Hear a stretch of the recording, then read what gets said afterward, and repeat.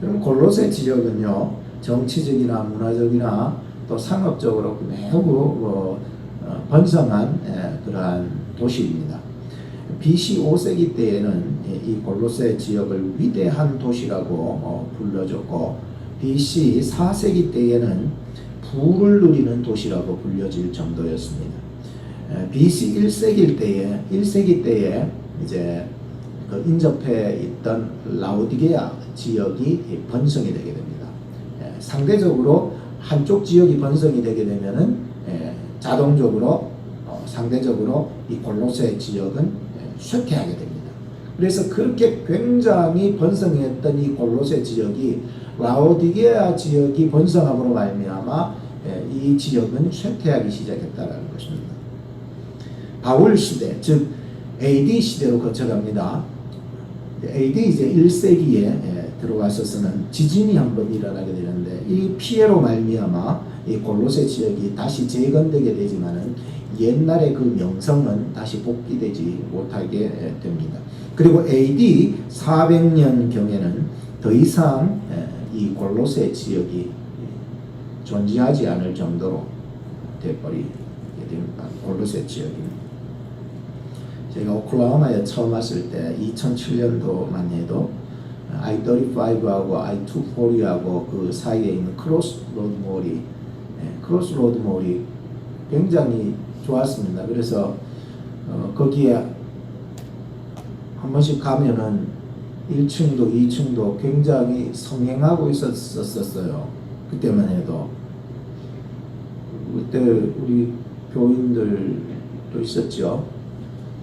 거기에 옷장사 한다고 조재규 집사님하고 또 어떤 청년 이름이 가물가물한데요. 이어서 여자 만나서 결혼하고 이제 다른 쪽으로 갔는데 굉장히 많이 번성하고 잘 되었는데 어느 순간부터 이제 점점 쇠퇴기가 오더라고요. 그래서 지금 한 번씩 그 크로스로드 몰에 가면은요, 없습니다. 뭐 아무것도 없습니다. 그러니까 야, 이렇게 쇠퇴할 수가 있는가 할 정도입니다. 골로새 지역이 마치 한때는 유명세를 탔었어도 오래가지 않아서 이제 시들어져 가게 되었습니다. 그때 바울은 제3차 전도 여행을 하고 있었고, 에베소에 이르러 가지고는 두란노 서원에서 주의 제자들을 양육하고 있었어요. 거기서 목회를 하고 있었습니다. 에베소 두란노 서원에서 그때 한 2년여 더 이상을 그렇게 목회를 하게 됐었죠. 근데 그 에베소에서 160km 떨어져 있는 이 골로새 이 동네에 사람이 사업가였는데 굉장히 돈이 많았습니다. 여러분들도 잘 아실 겁니다. 빌레몬입니다.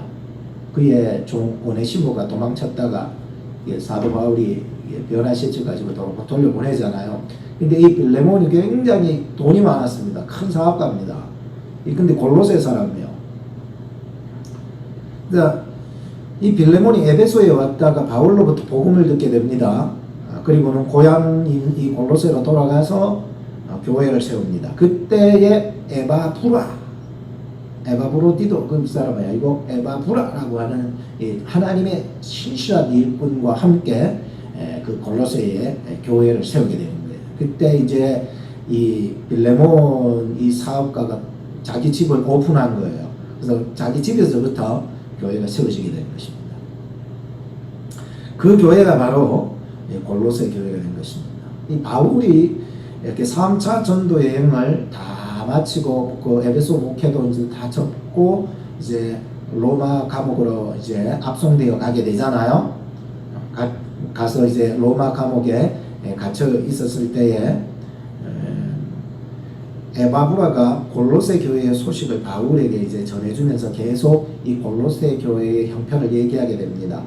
그래서 교회가 계속 사도 바울은 비록 감옥에 있었지만 바울의 그 복음을 통하여서 계속 지도를 받게 되었었는데, 골로새서 1장 7, 8절에 보시면 나옵니다. 이와 같이 우리와 함께 종된 사랑하는 에바브라에게 너희가 배웠나니 그는 너희를 위하여 그리스도의 신실한 일꾼이요 성령 안에서 너희 사랑을 우리에게 고한 자니라. 그러니까 성령 안에서 이 골로새 교회의 형편들을 로마의 반연금 상태 감옥에 갇혀있는 로마의 그 사도 바울에게 연결이 되어서 계속 교통하고 있었다는 것을 알 수가 있죠.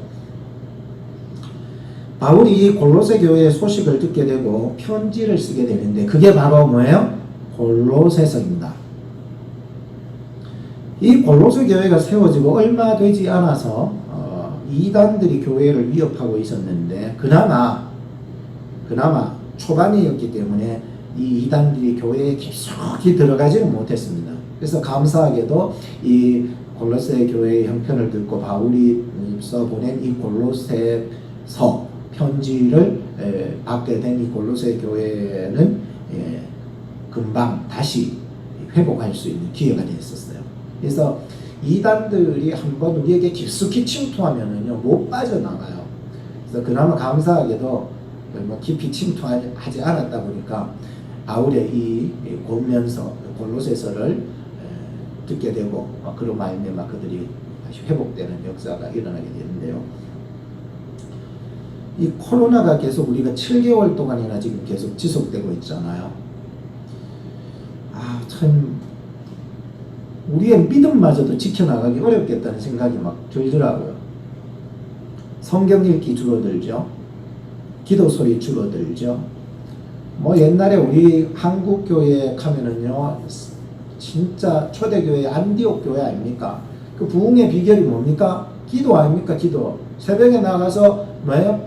주여 힘차게 막 기도하잖아요. 그런 기도도 이제는 막 줄어버리는 거예요. 찬송도 이제 열심히로 해야 되는데 찬송도 줄어버린 거예요. 헌신, 봉사 이것도 줄어버린 거예요. 모임, 교제, 성경 공부 이런 것도 줄어버린 거예요. 다 이것이 형편적으로 이렇게 줄어버리니까 우리의 신앙이 과연 이게 성장할 수 있겠냐라고 생각할 때 아니더라 말이죠. 우리의 시각은 온통 코로나 소식과 경제 위기 소식에 전전긍긍하고 있는 이때를 살아가고 있습니다. 저는 목회자요 설교자입니다. 저 자신을 한번 돌아보더라도 어젯밤에 설교를 이렇게 정리하면서 마음속에 기도가 간절하더라고요. 이렇게 계속 되다가는 우리 각자의 믿음도 지켜나가기가 쉽지 않겠다는 생각이 들었었습니다.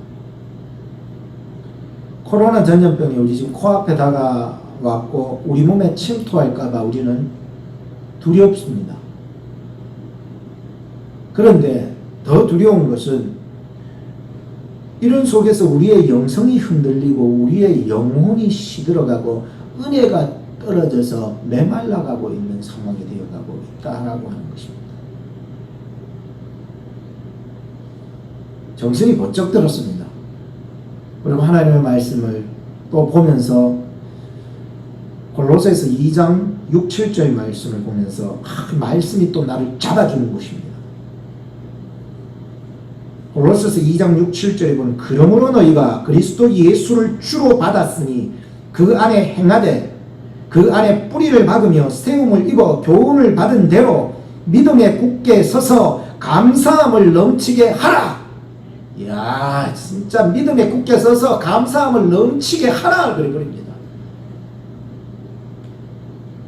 이 말씀이 또 나를 또 붙잡아 주시고 세워주시는 것을 경험하게 되었습니다. 오늘 우리 교회가 11월 마지막 주일을 보내고 마지막 이 주간 날까지 11월 마지막 날까지 믿음에 굳게 서서 감사함을 넘치게 할 수 있는 11월 달이 될 수 있기를 바랍니다. 마지막까지 감사할 수 있는 한 달 하나님이 채워주실 것입니다. 첫째로 그리스도의 평강이 마음을 주장하게 하십시오. 감사가 여기서부터 나오는 거예요. 마음이 안 평하면은요 감사가 안 나옵니다. 원망 나오고 불평 나오죠. 그리스도의 평강이 오늘 우리들의 마음을 주장하시기를 바라요. 15절 말씀에 보면 그리스도의 평강이 너희 마음을 주장하게 하라. 평강을 위하여 너희가 한 몸으로 부르심을 받았나니 또한 너희는 감사하는 자가 되라 라고 말씀합니다. 여러분들 그리스도의 평강이라고 하는 것은 세상이 주는 것도 아니고 세상으로부터 얻어지는 것도 아니에요. 그리스도의 평강은 그런 곳에서부터 오는 것이 아니라는 거예요. 어떤 사람이나 어떤 물질이나 어떤 회복 프로그램을 가지고서 우리가 그리스도의 평강이 오지 않아요.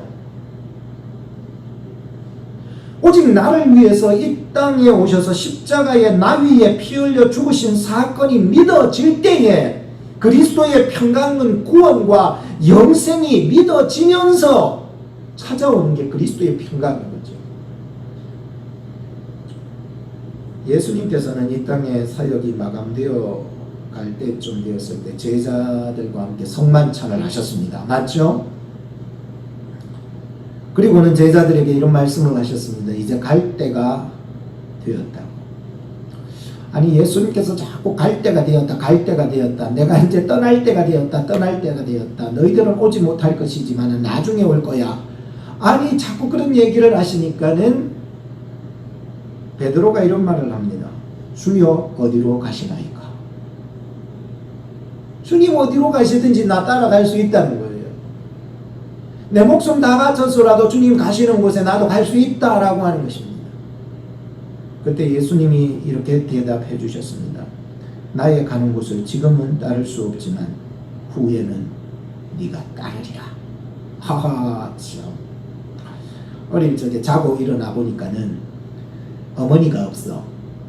나중에 알고 보니까 아버지하고 싸워가지고 대구로 피신을 가신 거였어. 근데 어린 마음에 어머니가 안 보이니까 굉장히 불안했어요. 또 어릴 적에 어머니 아버지가 없는 거예요. 어디 갔나 알고 보니까는 밭에 일하러 가시는 것 같아요.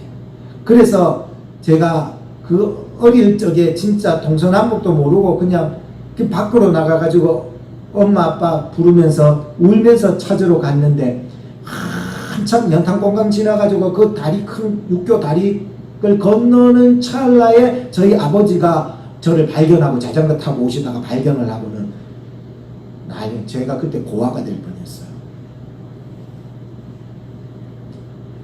마치 제자들은 지금 나이가 들었잖아요. 나이가 들었음에도 어린 아이들과 같았어요. 그때 예수님께서 제자들을 호칭하던 단어가 있었어요. 뭔 줄 아세요?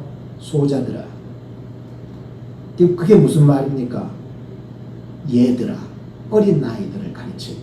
그러니까 나이는 먹었어도 제자들은 예수님의 눈에 볼 때에 애들인 것이었어요. 불안해하는 제자들에게 예수님께서는 보혜사 성령, 진리의 영이신 성령을 아버지께 기도해서 너희들에게 보내줄 테니까 영원히 그가 떠나시지 않으시니 그 보혜사 성령, 진리의 영 성령을 너희에게 보내주리라. 그리고는 내가 너희들을 고아처럼 버려두지 아니하고 다시 오리라 약속을 해주셨어요. 그럼에도 아직 소자들이다 보니까 예수님의 그 말씀을 다 이해하지 못하니까 불안함이 가시질 않자 예수님께서 계속 말씀했습니다. 요한복음 14장 27절에 평안을 너희에게 끼치나니 곧 나의 평안을 너희에게 주노라. 내가 너희에게 주는 것은 세상이 주는 것 같지 아니하리라. 너희는 마음에 근심도 말고 두려워하지도 말라. 이런 귀한 말씀을 주시면서 불안해하지 않기를 제자들에게 말씀해 주셨습니다. 평안하기를 원했습니다. 그런데도 제자들은 또 불안해합니다. 그 뒷장 요한복음 15장에 계속 말씀하시죠. 15장 33절에 보면 이것을 너희에게 이르면 너희로 내 안에서 평안을 누리게 하려 함이라. 세상에서는 너희가 환난을 당하나 담대하라. 내가 세상을 이기었노라 하시니라. 이 말씀을 주신 거예요. 세상에서 주는 그 어떤 평안도 그리스도의 평안과는 비교할 수 없습니다, 여러분. 세상 일이 아무리 좋아도요, 세상의 돈이 아무리 보기 좋아도요, 세상 사람이 아무리 좋아도요, 세상 쾌락이 아무리 좋더라도요, 그리스도 안에서 주시는 평안은 이루 말할 수 없고 비교할 수 없는 평강을 우리들에게 주신다는 거예요. 오늘 이 평강이 여러분들에게 임하기를 바라요. 세상의 평강은 잠깐이에요. 돈은요 잠깐이에요. 세상 사람은요 잠깐이라니까요. 예수님께서 나를 위해서 이 땅에 오셔서 십자가에 죽으시고 나를 위해서 죽으신 예수 그리스도를 믿기만 할 때에 그분 안에서 주시는 그 평강이 믿어지는 거예요. 여러분, 예수께서 여러분들을 위해서 이 땅에 오셔서 여러분들의 구원자가 되심을 믿으십니까? 이 사실이 믿어지기 시작하는 거예요. 그러면 그리스도의 평강이 죽음을 이기게 하는 거예요.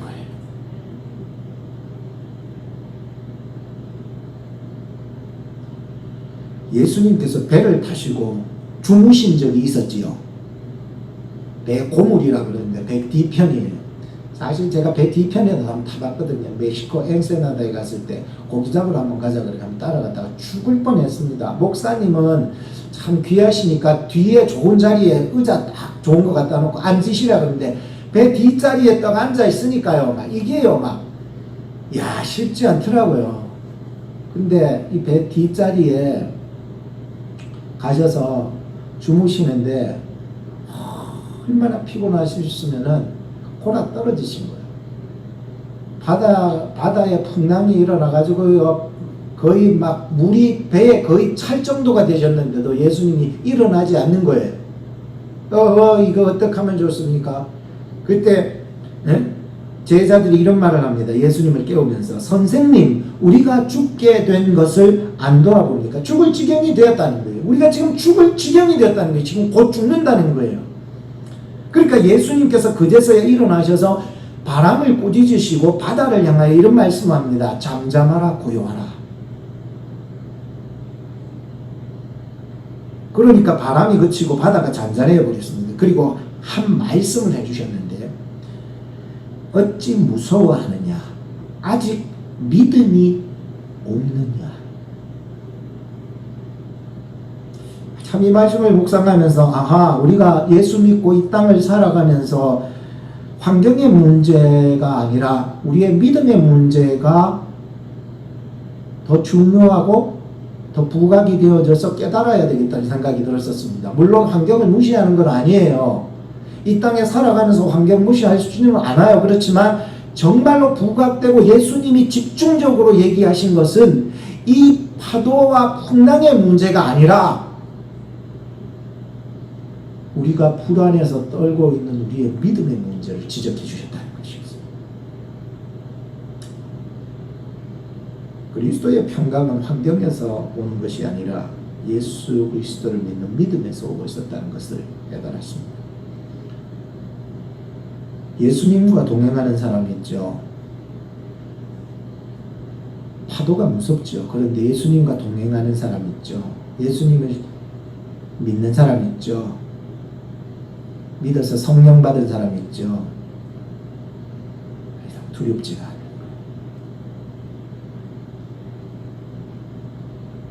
왠 줄 아세요? 죽은들 다시 살릴 수 있는 능력이 예수 안에 있기 때문인 줄로 믿습니다. 15절 말씀을 다시 여러분들 보시게 되면 그리스도의 평강이 너희 마음을 뭐하게 하라고요? 추정하게 하라니. 이것은 나의 마음을 심판하게 하라, 명령하게 하라, 지배하게 하라, 그 뜻이에요. 축구에는 심판이 4명이 있다잖아요. 주심이 1명이고 부심이 2명이고 또 한 사람이 대기심이라고 해요. 대기에는 심판이 한 사람. 총 4명이서 하는데 최종적으로 결정권은 주심이 되어 있다는 거예요. 선수가 아무리 잘해도 경기에서 잘못하면 주심이 옐로 카드 내립니다. 혹은 레드 카드를 내립니다.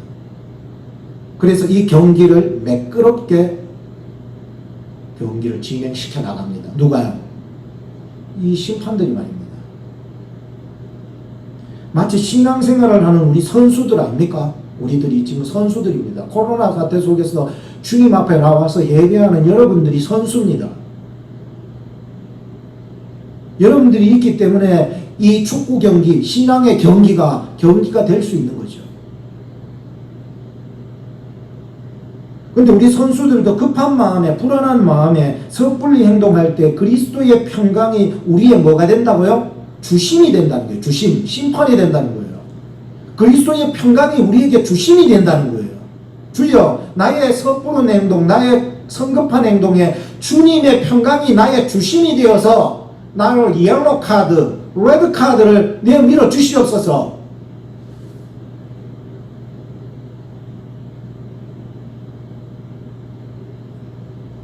선수들의 마음을 원활하게 질서 있게 올바로 잡아서 평강으로 이끌어가는 그리스도의 평강이 나로 주장하게 해달라고. 잠언서 4장 23절 말씀에 보면 무릇 지킬 만한 것보다 너희 뭐를 지키라고요? 마음을 지키라. 왜? 생명의 근원이 이에서 남이기 때문에. 마음을 못 지키면 다 만사가 끝입니다, 여러분. 세상에서 지켜야 될 소중한 것들 얼마나 많습니까? 한번 돌아보세요. 진짜로 소중한 것들 있죠. 세상 살아가면서 소중한 것들 많더라고요. 제가 한번 생각해 보긴 해요. 엄청 많은데 다 기록할 수는 없어요. 말씀드릴 수는 없는데 너무 많아요. 소중한 게 얼마나 많은지요. 그렇지만 여러분들의 마음을 세상 속에서 그리스도의 평강 가운데 지켜가기를 바라요. 그리스도의 평강이 여러분들의 마음을 주장할 수 있도록 맡기시기 바랍니다. 네? 그러면 그리스도의 평강이 여러분들의 지, 정, 의를 성령 안에서 주장해 나가신다는 거예요. 15절 중반절을 한번 또 보시기 바랍니다. 평강을 위하여 너희가 한 몸으로 부르심을 받았나니 또한 너희는 감사하는 자가 되라고 말씀하고 있습니다. 우리가 성도로 부름받은 것은요, 바로 그리스도의 평강을 위해서 부름받았다는 사실인 거예요. 나 혼자 살아갈 것 같으면 마음속에 평강만 임하면 돼요. 나 혼자 살아갈 것 같으면 내 마음속에 평강만 이루어가면 되는데, 골로새 교회는 여러 사람들이 모인 한 공동체이기 때문에 교회 속에서 그리스도인으로 부름받은 자들을 평강을 이루어가야 될 사명이, 부르심의 사명이 주어졌다는 거예요. 지금 이게 지금 골로새 교회를 향한 사도 바울의 권면입니다. 그리스도의 평강을 이루는 자들이 취해야 될 자세가 뭔가? 그게 바로 감사고요. 여러분들이 예수 그리스도 안에 평강을 누리십니까? 그렇다면 평강을 누리는 그 자에게 취해야 될 자세가 뭐냐면 감사라는 거예요. 우리 옆 사람한테 눈짓으로 당신이 있어서 감사하다고 한번 얘기해 보세요. 당신이 있어서 감사한 거예요. 나 혼자 살 것 같으면은 그리스도의 평강이 마음속에만 있으면 되는 거예요. 근데 골로새 교회의 문제는 바로 이런 문제를 안고 있었어요. 이단이 들어서 그리스도의 평강이 깨어지기 시작합니다.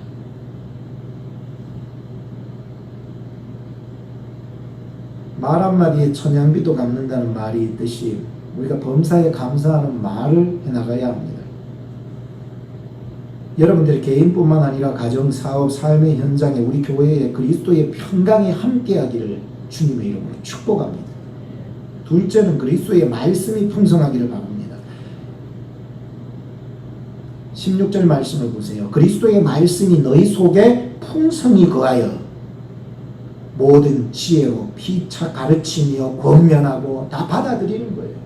네가 뭔데 날 가르치냐고, 네가 뭔데 날 권면하냐, 그런 게 없습니다. 왜? 그리스도의 말씀이 풍성한 사람은요, 오히려 권면하고 가르칠 때에 순순히 받아들입니다. 오늘 그리스도의 말씀이 풍성한 사람은요, 나를 권면하고 나에게 책망하고 가르치려고 들 때에 오히려 감사할 수 있는 마음이 생겨요. 왜? 주님, 나는 부족하기 때문에 나를 가르쳐 주세요. 내가 나를 봐도 나를 잘 모를 때가 있지 않아요. 하나님께서 누군가를 통하여 나를 가르쳐 주실 때가 있는 거예요.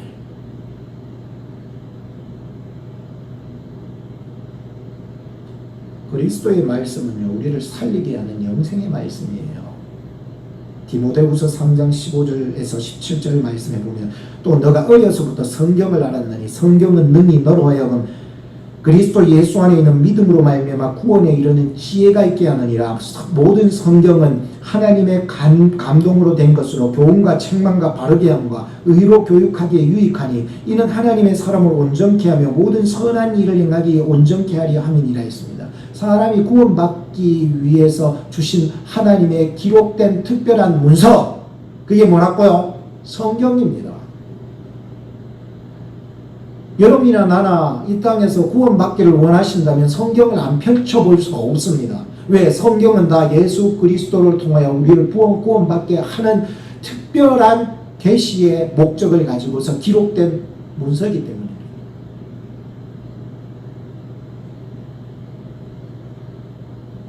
어머니의 성경책으로 변화된 피카렌 섬이라는 칼럼을 보았습니다. 1790년에 영국 정부에서는 이 남양군도, 섬들이 막 모여있는 그 일본과 미국, 일본 근접해 있는 그 태평양 그 섬들을 말해주거든요. 한 군데를 말하는 것이 아니라 전부 다를 말할 때 남양군도라고 하는데, 거기에 피카렌 섬에 나무를 베기 위해 가지고 인부들을 30명을 거기에 30명이 아니라 죄송합니다. 100명을 보낸 적이 있었습니다. 100명을 보낸 적이 있었는데 섬에 내렸던 그 인부들이 토인 여자들과 동거를 하면서 반란을 일으키게 됩니다. 선장을 묶어놓고는 배에 태워서 그 바다 위로 그냥 내보내버립니다. 그래도 감사한 게 그 선장이 지나가던 배를 만나가지고 목숨을 이제 구하게 되어서 영국으로 돌아가서 그동안에 있었던 일들을 다 보고할 수 있게 되었습니다. 그리고 정부에서는 곧 해군을 보내서 그들을 체포하려고 했지만은 나폴레옹과의 전쟁 때문에 뜻을 이루지 못한 채 30년의 세월이 흘러 지나가게 됩니다. 그 후에 어떤 영국 배가 지나가다가 그 섬에 들렸는데 놀라게 되었습니다. 그 무지막지하던 인부들은 다 어디로 간 것도 없고 놀랍게도 거기에 예배당이 있더랍니다. 존 아담스라는 목사가 거기에 있었는데 이 존 아담스 목사는 섬의 변화에 대해서 다음과 같이 이렇게 얘기했습니다. 선장을 죽으라고 배에 태워 쫓아버린 뒤에 그 인부들은 마음대로 놀아났습니다.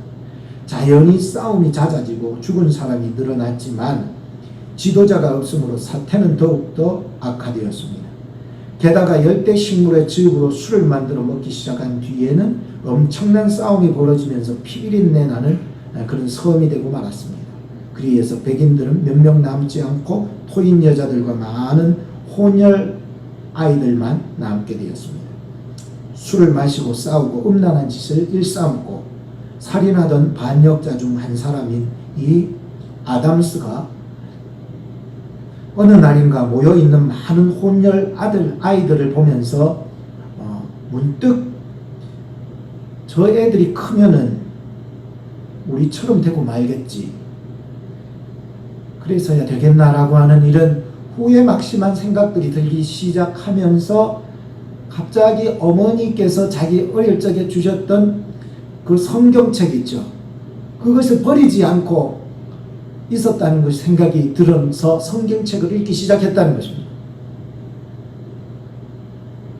그의 두 눈에 하염없이 회개의 눈물이 흘러내렸고 성경 말씀을 통해서 성령의 역사가 이 아담스를 거듭나게 했습니다.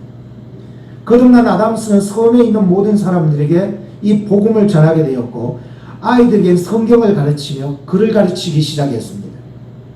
드디어 살인과 음란이 지배하던 섬에 교회가 서게 되고 학교가 세워지고 아이들을 가르치게 되었습니다. 피비린내를 풍기던 섬이 복음의 진리로 말미암아 그리스도의 향기가 진동하는 섬으로 변화되었다는 그런 얘기였습니다. 어머니가 주셨던 성경이 사람을 바꾸고 섬을 바꾸는 놀라운 일을 보게 되었습니다. 오늘 본문 16절에 보면서 사도 바울은 골로새 교회가 그리스도의 말씀이 너희 속에 풍성히 거하여 서로 피차 세워가기를 바랬고 찬양으로 승화해 내기를 바라고 있었습니다.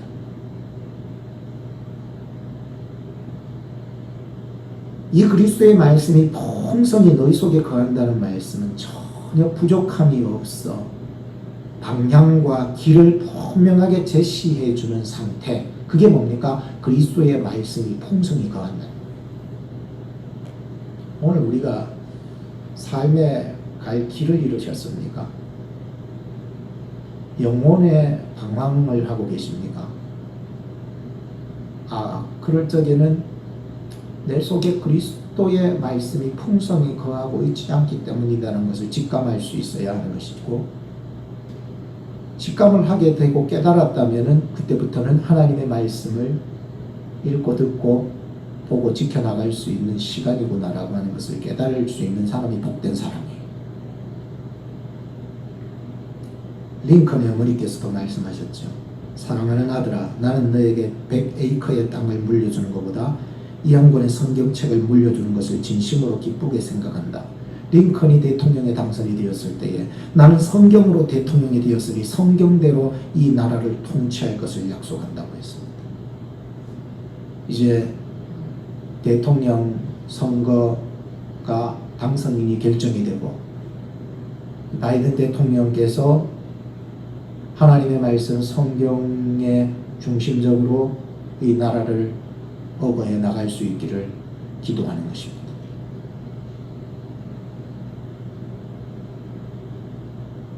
감사로 제사 드리는 자가 라고 하는 찬양이 있습니다.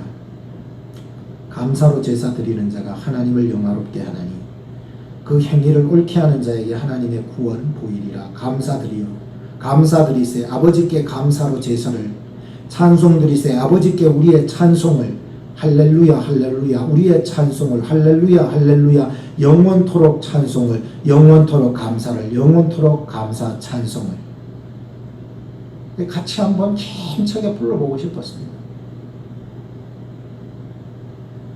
이 찬양은 시편 50편 14절부터 15절 그리고 23절을 배경으로 만들어진 곡인데 거기에 보면 이런 말씀이 있습니다. 감사로 하나님께 제사를 드리며 지극히 높으신 자에게 너의 소원을 갚으며 환난 날에 나를 부르라. 내가 너를 건지리니 너가 나를 영화롭게 하리라. 감사로 제사를 드리는 자가 나를 영화롭게 하리니 그 행위를 옳게 하는 자에게 내가 하나님의 구원을 보이리라. 너무 좋은 말씀이었습니다.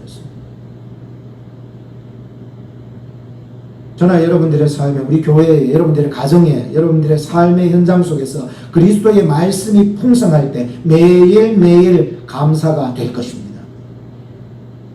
마지막 세 번째는 예수님의 이름을 힘입으며 살아나가시기 바랍니다. 17절 말씀에 보면 또 무엇을 하든지 말에나 일에나 다 주 예수의 이름으로 하고 그를 힘입어 하나님 아버지께 감사하라고 말씀하고 있습니다. 지난 주간에 소연자매가 한국에 들어갔는데 할머니께서 위독하시다고 이제 한국에 들어갔죠. 근데 한국에는 지금 코로나가 굉장히 극심한 상황이었고 병원에서는 임종을 준비하라고 얘기해 버렸습니다.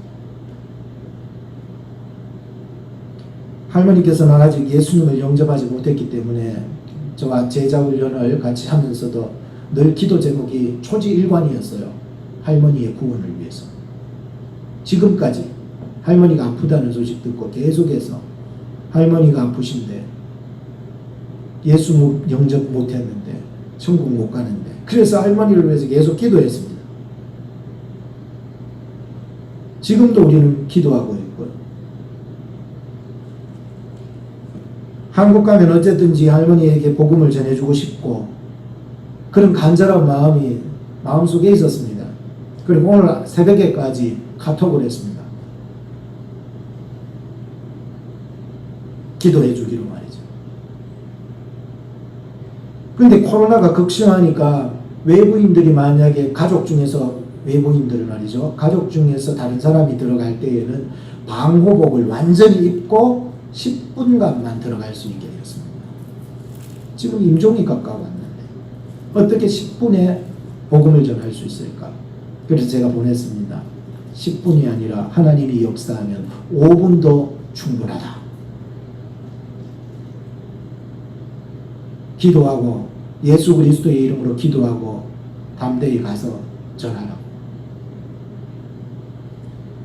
사명이라고 생각합니다. 그동안 제자훈련을 배웠던 말씀대로 요한복음 3장 16절을 읽어드리고 대화를 하듯이 얘기하면서 예수님 영접할 수 있도록 잘 얘기하라고, 도와드리라고, 영접 기도할 수 있도록 도와드리고, 또 예수 그리스도의 이름으로 기도하고, 내가 너에게, 소현자매에게 위임을 할 테니까, 나도 계속 너를 두고 기도할 테니까 성부와 성자와 성령의 이름으로 하나님의 자녀가 된 것을 선포하라고. 영접기도 끝나고 나서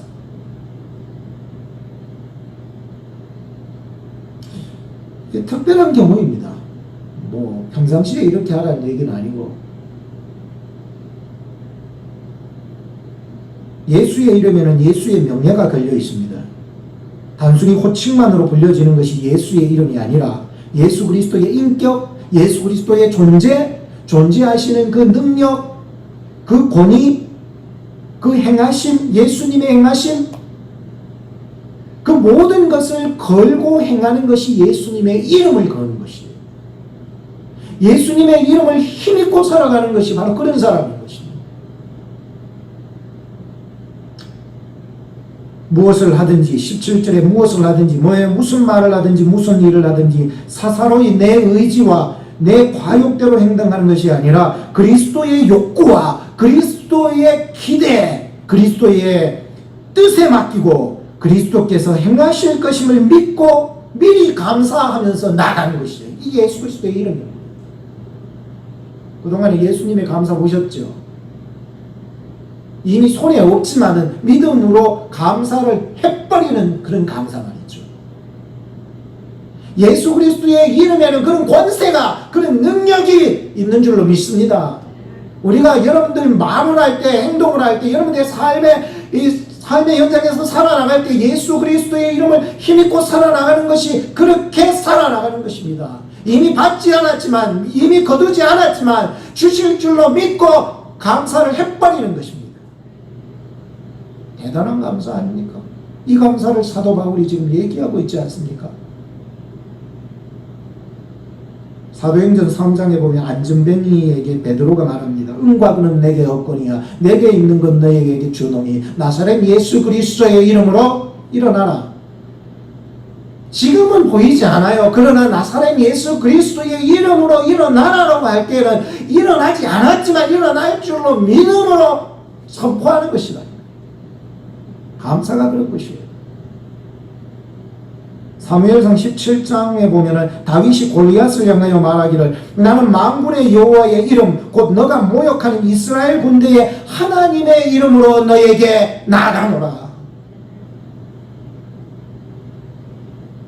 믿음이 떨어지면은요 자꾸만 환경 탓을 하고 자꾸만 불안한 변모하는 이 세태의 것만 잡으려고 해요. 주여 오늘 이 시간 이 말씀을 듣고 이제 주여 나의 믿음이 고백되어지게 하여 주시옵소서. 믿음으로 드려지는 감사 11월 달 끝까지 되어지게 해 주십시오.